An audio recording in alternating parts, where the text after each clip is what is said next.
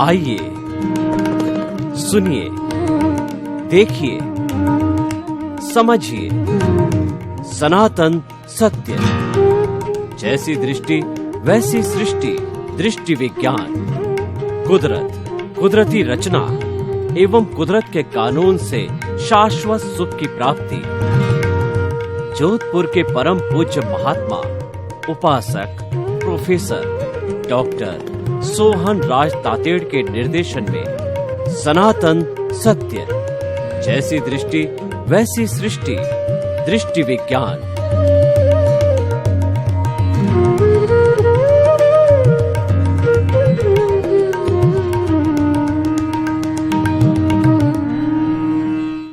भाई और बहनों, मातृशक्ति को नमन। आज का हमारा बहुत सुंदर विषय, we are the guest of the nature. Nature कहते हैं प्रकृति को। हमारे चारों तरफ जो एनवायरनमेंट होता है जिसमें हम जीते हैं, उसके अंदर पेड़ होते हैं, पौधे होते हैं, पशु होते हैं, पक्षी होते हैं, और हम सब जीवित प्राणी जितने भी हैं सभी उसी एनवायरनमेंट में जीते हैं। इसको संसार, सृष्टि, एनवायरनमेंट कहा जाता है, इसको नेचर कहा जाता है। और हम यानी समस्त जीवित प्राणी। देखिए, संसार दो चीजों से बना है, जड़ और चेतन। जड़ है वह साध्य है, चेतन है वो साध्य है। जड़ में कोई अनुभूति, फीलिंग नहीं होती, उसमें आत्मा नहीं होती है। चेतन स्वयं आत्मा होती है, फीलिंग करती है, सुख दुख की अनुभूति करती है। तो दोनों में बेसिक डिफरेंस ये है। और एक टेम्परेरी है, दूसरा परमानेंट है। एक नाशवान है और एक अविनाशी है। ये दोनों का जोड़ा है, विनाशी अविनाशी का जोड़ा है। क्योंकि अकेला जो अविनाशी है वह शरीर में नहीं रह सकता, और इसके अंदर अविनाशी तत्व यानी आत्मा नहीं है, तो ये मुर्दा है। दोनों का जोड़ा होता है।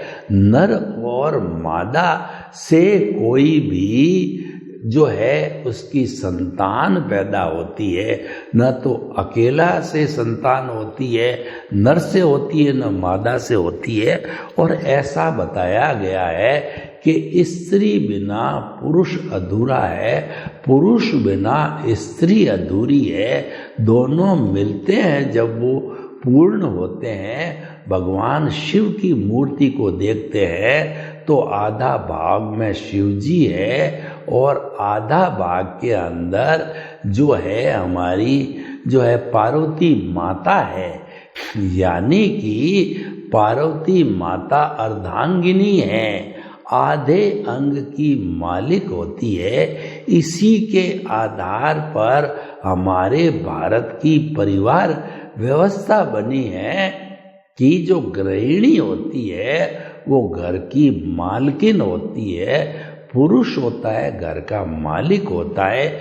दोनों की बिल्कुल डिफाइंड ड्यूटी है कि जो स्त्री है वो घर में रह के बाल बच्चे, परिवार और घर की सार संभाल, परंपराएं, ब्याह शादी का ध्यान रखना। और पुरुष जो होता है वह पुरुष बाहर जाके पैसा कमा के ला कर के और जो आवश्यकता है घर में उसकी पूर्ति करता है। इसीलिए कहता है कि माँ बच्चे की प्रथम पाठशाला है और पिता है उसका शेल्टर है, अम्ब्रेला है। पिता जो है कठोर होता है और माँ जो है वह मुलायम होती है, दयालु होती है। कठोरता और दयालुपन से ही बच्चा सीखता है। जो नारियल होता है वह ऊपर से कठोर होता है, तभी भीतर से उसकी गिरी जो है आनंददायक होती है। घड़ा जो बनता है, कुम्हार ऊपर से तो चोट मारता है और नीचे हाथ रखता है। हाथ रखे बिना घड़ा नहीं बनता है। यानी कि बच्चे के अंदर कठोरता भी लानी होती है, लेकिन उसको कठोरता कितनी लानी, भीतर प्रेम का और उसका हाथ रखना होता है। इसी कारण से माता पिता ये दोनों संसार के भगवान होते हैं और ये दोनों बच्चे को अच्छे संस्कार देते हैं।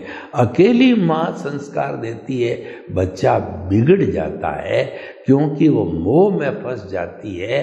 और अकेला पिता होता है, बहुत ज़्यादा कड़क होता, प्रेम नहीं देता है, तो बच्चा टूट भी जाता है। तो हम क्या कहना चाहते हैं, we are the guest of the nature. अब हम गेस्ट की परिभाषा में आते हैं, उसको हिंदी में अतिथि कहते हैं। अतिथि का अर्थ होता है बिना तिथि आने वाला, बिना बताए आने वाला। जैसे साधु महाराज घर में आते हैं, वो बता के नहीं आते हैं, वो तो अपने आप भ्रमण करते करते आ जाते हैं और हमारे भीतर जो भी सूझता होता है, जो भी चीज हम खाते हैं, वो साधु भगवान हमारे से लेते हैं और हमारे बड़े वो उपकारी है। हमारे जो है पुण्य संचय के अंदर वो सहयोग करते हैं। तो भाई और बहनों, हम आपको बताना चाहते हैं कि जो है हमारा we are the guest of the nature का अर्थ क्या हुआ, हम भी इस कुदरत के अंदर जिस तरीके से हमारे घर में 2 दिन 4 दिन रुकने वाली बहन है, बेटी है, रिलेटिव है, कोई भी फंक्शन के लिए आए, इलाज के लिए आए, मिलने के लिए आए, तो कितने दिन रहेंगे।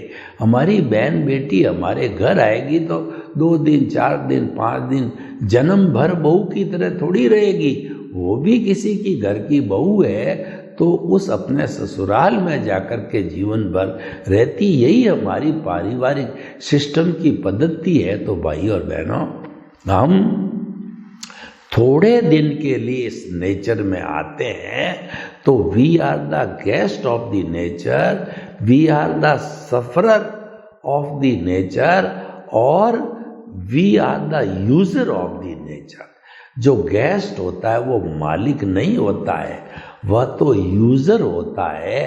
थोड़े समय के लिए उसकी घर की वस्तुओं का उपयोग करके फिर चला जाता है। और हम जो इस प्रकृति माँ के साथ में जो जुड़ते हैं, क्योंकि इसने हमारी गारंटी ली है, पूर्व जन्म के अंदर हमने जो भाव कर्म रूपी कॉजल बॉडी, हमारी जो आंश्वर सीट बनाई है, वो आंश्वर सीट हमारे मरते ही कुदरत के पास चली जाती। क्यों?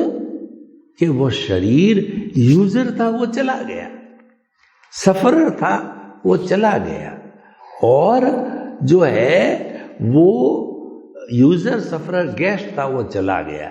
यानी पिछले जन्म का जितना उसका आयुष्य समाप्त हुआ, उस शरीर को जला दिया जाता है। लेकिन जो मुख्य रूप से हमारी नेचर है, हमारा परमात्मा है, वह तो अजर अमर अविनाशी है। तो नेचर यानी कुदरत भी अविनाशी है, कुदरती रचना अविनाशी है, कुदरत की अवस्था विनाशी है, लेकिन कुदरत की रचना अविनाशी है, कुदरत का कानून अविनाशी है, क्योंकि वो सिद्धांत पर आधारित होता है। जो चीज़ सिद्धांत पे आधारित होती है वो बदलती नहीं है, जो अवस्था पर आधारित होती है वो बदलती रहती है, वो टेम्परेरी होती है, वो विनाशी होती। तो भाई और बहनों, हम जो है वो अपने कर्मों का भुगतान करने के लिए अतिथि के रूप में नेचर आते हैं, और भुगतान के समय हम इस नेचर का यूज करते हैं। आयुष्य समाप्त हुआ तब शरीर चला गया, लेकिन शाश्वत सुख जो मिलता है वो हमारे भीतर विराजमान प्रभु का लक्षण है, वो सच्चिदानंद है। सच्चिदानंद का मतलब सत का मतलब वो अविनाशी है, चित्त का मतलब वो ज्ञान दर्शन वाला है और आनंद उसका लक्षण है। तो वह हमारे भीतर परमानेंट रूप के अंदर रहता है, लेकिन हम तो गेस्ट है। जो अपने आप को व्यक्ति प्रकृति का गेस्ट मानता है, इसका अर्थ क्या है कि वो तो निमित्त है, वो मालिक नहीं है। मालिक तो कुदरत है, और जो है वह कुदरती रचना और कुदरती कानून पर चलती है, तो वो कर्ता कुदरत है। कुदरत तो साफ कहती है कि मैंने किसी भी दुनिया के जीवित प्राणी को कर्ता बनने की न तो पावर दी है, न पावर ऑफ द अटॉर्नी दी है, न मैंने कहा है कि करता है। कर्ता मात्र मैं अकेली हूँ। हमने कई बार देखा है कुछ ऐसे जो प्रतिष्ठान होते हैं वो कहते हैं कि we have got no sister concern, हमारी केवल एक ही दुकान है, ताकि कि लोग डुप्लीकेसी नहीं कर सके। तो कुदरत भी कहती है कि मेरी डुप्लीकेसी नहीं हो, मैं तो खुद ही करता हूँ। तो करता जब कुदरत है तो पीछे जो लोग रहते हैं वो निमित्त होते हैं। नो ऑनरशिप, नो डूअरशिप, और उनको निमित्त भाव से चलना चाहिए। अतिथि होता है वो निमित्त होता है। उसी तरीके से हम कुदरत में अतिथि बन कर के आते हैं, तो हमें निमित्त निर्दोष करता और शुद्ध आत्मा रूपी व्यवहार से चलना चाहिए। जो व्यक्ति निमित्त हो जाता है तो वह अकर्ता होता है, जो कुदरत ने किसी को कर्ता बनाया ही नहीं है। तो आप निमित्त मीन्स अकर्ता, और जब हम अकर्ता बन गए तो जो है हम निर्दोष हैं, क्योंकि जो मुनीम होता है उसकी कोई गलती होती नहीं है, लाभ हानि उसकी नहीं होती है। लाभ हानि तो सेठ के होती है, क्यों करता सेठ है, लाभ हानि होगी तो कुदरत के होगी। हम तो निमित्त है, हम तो यूजर है, हम तो सफरर है, हम तो गेस्ट है। गेस्ट के काहे का घाटा होता है, घाटा तो घर के मालिक के होता है। तो इसीलिए जो है निर्दोष हो गए। दुनिया के समस्त जीव निर्दोष हैं, ये सृष्टि निर्दोष है, ऐसी भावना रखनी। यानी दुनिया में किसी का दोष नहीं है, दोष मेरे कर्मों का है। वो कर्म खुद ही दोष है, कर्म खुद ही अशुद्धि है, उसको कर्म रज कहा गया है। कबीरदास जी ने बहुत सुंदर कहा कि बुरा जो देखन मैं चला और बुरा न मिलिया कोय, जो दिल खोजा आपना मुझसे बुरा न कोय। यानी अतिथि को हमेशा चलना समझना चाहिए कि सारी दुनिया के समस्त प्राणी निर्दोष है, दोष मेरा है। हमको ये मान के चलना चाहिए कि जगत निर्दोष, सब मेरा दोष, किसी व्यक्ति का कोई दोष होता ही नहीं है। ये हमारा कुदरत का नियम है, कुदरत का कानून है कि देखिए कोई भी स्वतंत्र व्यक्ति आपके टच नहीं हो सकता, आपसे बात नहीं कर सकता, आपसे आंख मिला के नहीं कर सकता, जब तक कि आपका हिसाब बाकी न हो। और हिसाब किसी का बाकी होता है तो घर पे आके घंटी बजाता है कि सेठ जी मेरे 100 रुपये बाकी है, दे दीजिए। सेठ जी कहते अभी नहीं है, और सप्ताह भर बाद आना, सप्ताह भर बाद फिर घंटी बजाता है, फिर कहते नहीं है, महीना भर बाद आता है, फिर घंटी बजाता है। वो पीछा जब तक नहीं छोड़ेगा, जबकि आप उसका हिसाब क्लियर नहीं कर दोगे। तो हम यही तो कहना चाहते हैं कि हम इस जो है नेचर के गेस्ट है, और हमको मालिक नहीं मानना है अपने आप को। अगर हमने अपने आप को मालिक माना, कर्ता माना, तो वही घोड़ा और वही मैदान जन्म जन्मांतर से हम इस दुनिया में इस 84 लाख जून में घूमते आए और एक चांस अब मिला है शाश्वत सुख की नींव लगाने का, दृष्टि विज्ञान प्राप्त करने का, जुदापन की जागृति करने का, और जो है हमें जो है ज्ञाता दृष्टा बनने का, यानी दुनिया से छूटने का मौका मिला पर फिर भी हम खो देते हैं, तो हमारे जैसा दुर्भागी व्यक्ति कौन होगा। तो भाई और बहनों, बहुत ही सुंदर विषय है। We are the guest of the honour. जो ये बात व्यक्ति अपने दिल में जमा लेता है तो इस सृष्टि माँ का, इस नेचर माँ का कभी दोहन नहीं करेगा और इसमें कभी प्रदूषण नहीं फैलाएगा, इसको हमेशा जो है साफ सुथरा रखेगा। अतिथि घर पे आता है, कोई बेईमानी नहीं करता है, वह तो हर चीज जो उपयोग लेता है उसको साफ सुथरा रखता है, क्योंकि अतिथि है, वो मालिक नहीं है। कर्टसी रखता है, वह सदाचार रखता है, क्योंकि वो अतिथि है।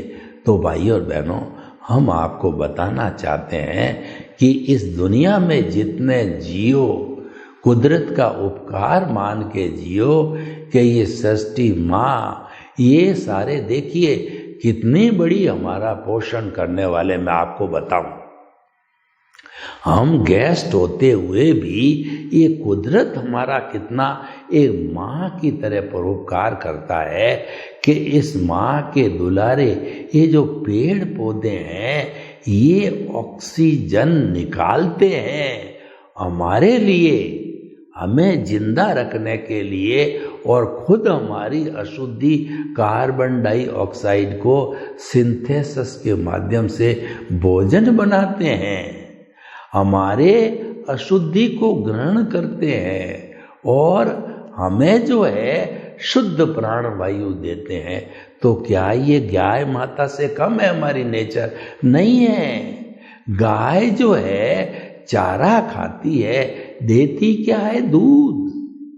दूध को हम कहते हैं कि ये रस है, तो उस दूध से दही बनता है, दही से घी बनता है, छाछ बनती है, और उसी दूध से मावा बनता है, मावे से हजारों हजारों प्रोडक्ट बनते हैं। देखिए हमारी माँ जो है, गाय है, उसकी कोई चीज खराब नहीं।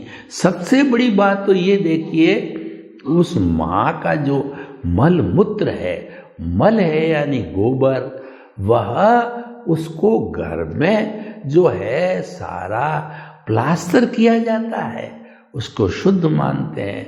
और गाय के मूत्र तो यज्ञ में काम आते हैं। तो देखिए उसकी कोई चीज बुरी नहीं, उसकी चमड़ी जो है वह भी काम में ली जाती है, वो बैग वगैरह बनाने के लिए उसकी हड्डियां काम आती है। तो हमारी माँ की कोई चीज खराब नहीं है। तो उसी तरह से प्रकृति माँ के कितने कितने गुणगान करूं, कई वर्ष लग जाएंगे, कई जन्म लग जाएंगे। प्रकृति माँ को देखिए, हमारा भोजन कहाँ से आता है? इसी पृथ्वी से आता है। देखिए हम असंख्य अनंत जो इसके गेस्ट है, यूजर है, सारी अशुद्धि इसके ऊपर छोड़ते हैं और वो सारी ग्रहण करती है। ग्रहण क्या करती है? उसको बदल करके हमको भोजन बना के देती है। जितना ड्रेनेज कौन निकालता है? ड्रेनेज मानव निकालता है, इस सृष्टि का गैस निकालता है, और उस ड्रेनेज के पानी को शुद्ध करके सब्जियां बनाई जाती है। वो क्या है? वो हमारा भोजन है। वो ड्रेन से फूड ग्रेन पैदा किए, वो क्या है? वो हमारा भोजन है। तो हमको भोजन देती है, प्राण वायु देती है, और इस माँ का जो बेटा सूर्य है वो हमको ताप देता है। ताप का अर्थ हुआ हमको अग्नि देता है, विटामिन डी देता है। उस ताप के बिना हमारी विटालिटी, कर्ण वीर्य नहीं बनता है, प्राण शक्ति नहीं बन सकती। अगर सूर्य न हो हम जिंदे नहीं रह सकते हैं। टुंड्रा वगैरह उत्तरी ध्रुव पे जाके देखिए 6 महीने अंधेरा रहता है, 6 महीने ठंड पड़ती है और यहाँ का प्राणी वहाँ चला जाए जिंदा नहीं रह सकता, ठिठुर जाता है। वहाँ -50 डिग्री तक टेम्परेचर है, 6 महीने सूर्य नहीं उगता है। तो देखिए हमारे यहाँ तो हर 12 घंटे बाद सूर्य उगता है, सौर ऊर्जा देता है, सौर ऊर्जा से बिजली बनती है। हम इस प्रकृति माँ के प्राकृतिक जो संसाधन उसकी कितनी कितनी बातें करें, तो क्यों, इसका कारण क्या है कि हम इसके गेस्ट होके हमको ये पोषण कैसे करती। समझ लिए कुदरत तो एक ही कहती है, मेरा जो शरीर बना हुआ है पृथ्वी, जल, अग्नि, वायु और आकाश से बना हुआ है और 84 लाख उत्पत्ति स्थान के असंख्य अनंत प्राणियों का जो शरीर है उसमें ये 5 तत्व है। अगर ये 5 तत्व बराबर समानुपात में हैं तो वह प्राणी मनुष्य नहीं, हर प्राणी हर एक में है। इसीलिए तो नेचर माँ, इसके ऊपर कोई है ही नहीं है, वही तो कुदरत है, वही नेचर है, वही हमारी माँ है और उससे जुड़ा हुआ पुरुष है। प्रकृति अलग है, पुरुष अलग है, मन वचन काया प्रकृति है, पुरुष है, शुद्ध आत्मा भगवान है, उसका काम अलग है, वो तो आनंद देने वाला है और ये हिसाब है, इसी के हम गेस्ट हैं। तो भाई और बहनों, बड़ा सुंदर विषय है। कहने का अर्थ ये है कि जो माँ हमारे को पृथ्वी, जल, अग्नि, वायु, आकाश से पोषण करती है उसको कभी गंदा मत करो और उसका इतना ही उपयोग करो जितनी आवश्यकता है। लोग क्या करते हैं, देखिए पृथ्वी मतलब जमीन, उनको एक मकान चाहिए, माँ का हृदय चीर चीर करके 10 मकान बनाते हैं। अवश्य है, लोभ है, संग्रह है। एक जल को देखिए, जल के अंदर केमिकल छोड़ते हैं और आर्सेनिक जैसे जिसको जहर कहा जाता है वो भी उस पानी में, वो क्या होता है कि माँ की गर्भ के अंदर जाकर के कुओं में, ट्यूबवेलों के रूप में पीने को काम आता है और पानी कहाँ से आएगा, तो उसको हमने पॉल्यूट किया। तो देखिए हम ही हमारे दुश्मन हो गए, हम ही हमारे दुश्मन हो गए। जब है बाढ़ जो खेत को खाने लग जाए कौन बचाएगा, जो रक्षक है भक्षक बन जाएंगे। पुलिस हमारी रक्षक है, चोर को पकड़ के लाएगी और वो चोरों के साथ मिल जाए तो हमारी रक्षा कौन करेगा। बीएसएफ के और जवान है जो कि सुरक्षा पे काम करते हैं, वो अगर दूसरे देश से मुकाबला नहीं करेंगे तो हम तो परतंत्र हो जाएंगे जैसे पहले प्रतंत्र थे। पृथ्वी, जल, अग्नि को देखिए, आज अग्नि का कितना दुरुपयोग किया जा रहा है, कितना इसको अशुद्ध किया है गया है। और वायु को देखिए, वायु में कितनी कितनी चिमनियाँ, धुआं, वाहन कितनी कार्बन डाइऑक्साइड छोड़ रहे हैं कि इसकी जो छतरी है, ओजोन की छतरी, उसमें छेद हो गया। छेद होने से पराबैंगनी किरणें जो ओजोन की छतरी से रुक रही थी वो हमारे इस पृथ्वी के ऊपर जहाँ हम जीते आ रही है, आज इस कारण बच्चे लूले, लंगड़े, अपाहिज, मूक, बधिर, अंधे पैदा हो रहे हैं और आने वाला समय और ज्यादा टफ है। ऐसा कहा जाता है कि भगवान महावीर ने बताया, अभी ये 5वां आरा चल रहा है, 3000 वर्ष निकले, 18,000 वर्ष जब पूरे हो जाएंगे धर्म समाप्त हो जाएगा। 6ठे आरे के अंदर मनुष्य की जो हाइट होगी 1 भैंस के बराबर होगी, उम्र होगी 12 साल और इतनी भयंकर गर्मी पड़ेगी कि उसको पानी पीने को नहीं मिलेगा और वह बिलों में रहेगा जैसे चूहे रहते हैं और बड़ी मछली छोटी मछली को खा जाएगी। छोटी छोटी मछलियों को शकरकंदे कैसे सेकते हैं, वैसे उस गरम गरम बालू में सेक करके और शकरकंदे की तरह खा जाएगी। ऐसा समय छठा आने वाला है। राइट इज माइट, जो है लाठी जिसके पास है, जिसकी लाठी उसकी भैंस हो जाएगी।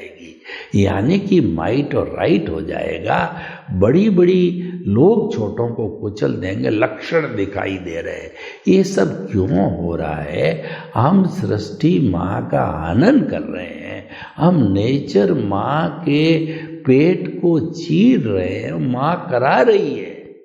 माँ जो है आज आवाज लगा रही है, तुम मेरा ध्यान नहीं रखोगे तो तुम आने वाले समय के अंदर एकदम जो मैंने विवरण बताया इतने दुखी हो जाओगे। जो सुनामी आएंगे, अतिवृष्टि होगी, अनावृष्टि होगी, सारी दुनिया भस्म हो जाएगी। तो भाई और बहनों, हम इस जो नेचर माँ के गेस्ट है, कभी मत भूलना। गेस्ट होता है वो उस मालिक को कभी तकलीफ नहीं देता, उसका आभार प्रदर्शित करता है और उसको किंचित मात्र भी कष्ट न देके उसकी हेल्प करता है। तो हम इस नेचर में गेस्ट रूप में, यूजर रूप में, सफरर रूप में आए हैं। अपने आप को निमित्त समझना और दिमाग में एक ही बात रखना है, खाली हाथ आया तुम खाली हाथ जाएगा। क्या लेके जाएगा, क्या लेके आएगा? गीता में कहा गया कि तुम क्या लेके आए थे, क्या लेके जाओगे? जो कुछ लिया यहीं से लिया है, यहीं छोड़ जाना है। खाली हाथ जाना तुम्हारे को क्यों? तुम तो गेस्ट हो, तुम मालिक थोड़ी ही हो, तुम तो सफरर हो। तुम तो अपने कर्मों का भुगतान करने के लिए नेचर माँ के अधीन आए हो, उसने गारंटी ली है। और तुम तो यूजर हो। जो यूजर होता है वो कभी भी जो है उस चीज का मालिक नहीं बनता है। तो हमेशा नेचर के गेस्ट बने रहें। सर्वे भवन्तु सुखिनः, सर्वे सन्तु निरामया। लोक के जीवों को सुख मिले, शांति मिले, आनंद मिले, प्रेम मिले, सौहार्द मिले और सभी हम इस नेचर के गेस्ट बन करके इस माँ को पॉल्यूट नहीं करें, शुद्ध रखें। आपके प्रति मंगल।